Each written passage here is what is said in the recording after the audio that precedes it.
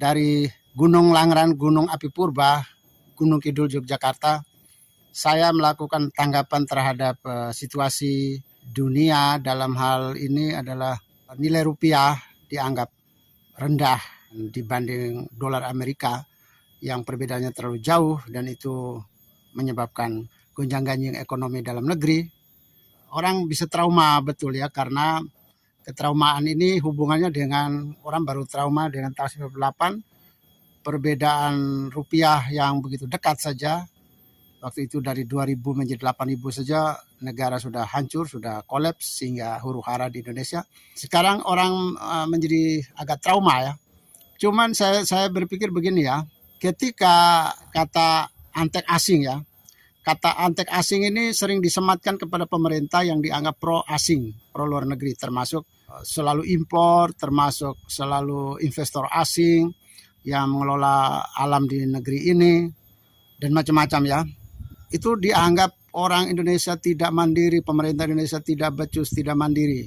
Tiba-tiba sekarang dolar menjadi tinggi sehingga hubungan ekonomi Indonesia dengan luar negeri, terutama dengan Amerika, menjadi agak tersendat ya.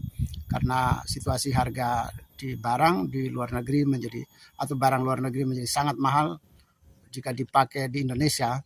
Orang Indonesia marah pemerintah ya, pemerintah Prabowo dianggap tidak becus. Dari antek asing dan menjadi tidak becus. Antek asing disematkan kepada pemerintah yang dianggap pro asing.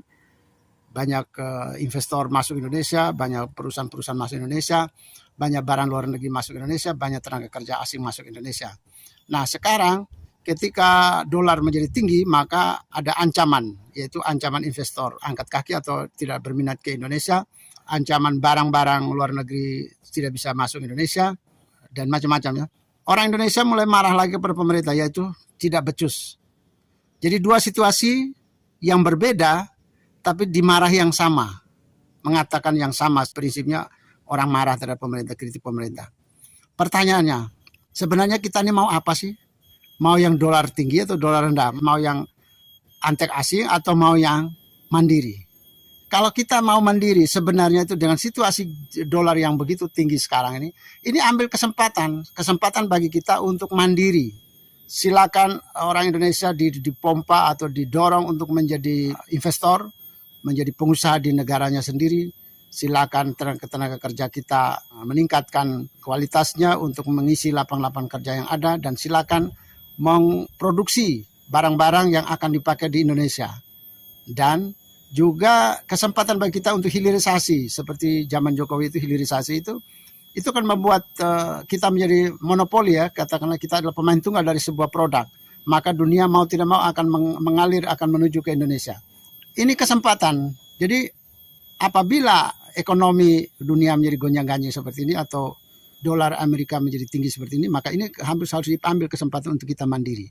Silakan yang mau investor, silakan berinvestasi, silakan yang mau bekerja di Indonesia, silakan mengisi lowongan-lowongan yang ada, dan silakan produksi barang-barang yang akan dipakai di Indonesia.